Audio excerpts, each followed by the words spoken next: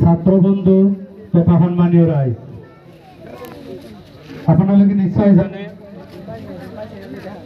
গোটেই অসমত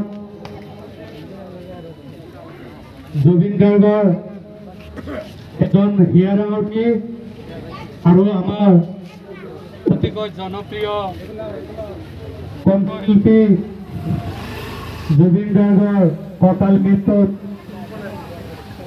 অসমবাসী ৰাইজৰ আজি মৰ্মাহত আৰু এই মৰ্মাহত হোৱাত অসমৰ ৰাইজে কান্দিছে।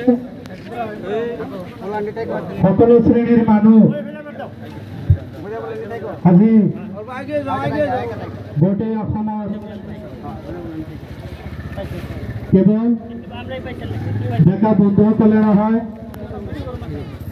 বয়সীয়াল মানুহ আই মাতৃসকলেও আজি এই জুবিন গাৰ্গৰ অকাল মৃত্যুত কান্দিছে। আৰু সেই উপলক্ষে আমি টপাৰ পথাৰ বজাৰ পৰিচালনা সমিতিৰ ফালৰ পৰা আমি এই টপাৰ পথাৰ বজাৰত শ্ৰদ্ধাঞ্জলি অনুষ্ঠান আমি আৰম্ভ কৰিব ওলাইছোঁ।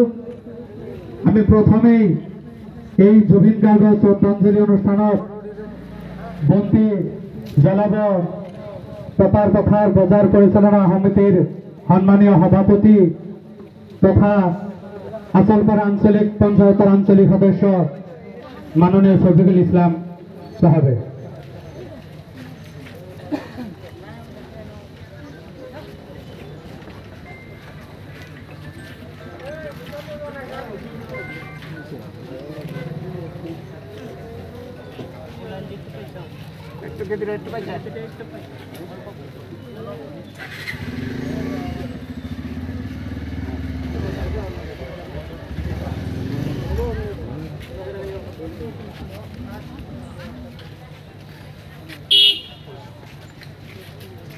তাৰপিছত বন্তি প্ৰজ্বলন কৰিব টপাৰ পথাৰ বজাৰ পৰিচালনা সমিতিৰ সম্পাদক মাননীয় নজৰুল ইছলাম সাহেবক আমি বন্তি জ্বলোৱাৰ কাৰণে আহ্বান জনাইছোঁ।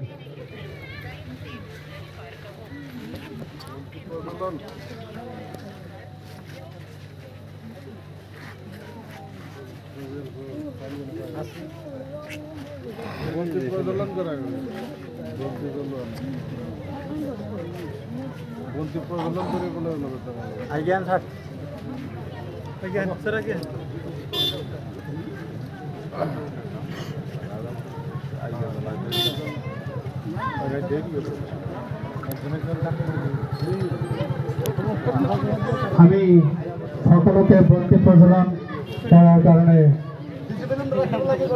সকলোকে আহ্বান জনাইছোঁ। আৰু বন্তি প্ৰজ্বলনৰ পিছতেই আমি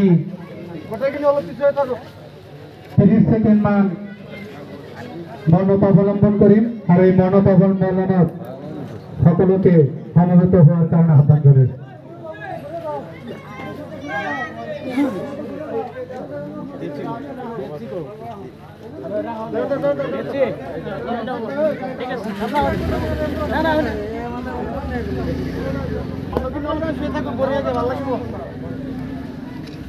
যাব নালাগে।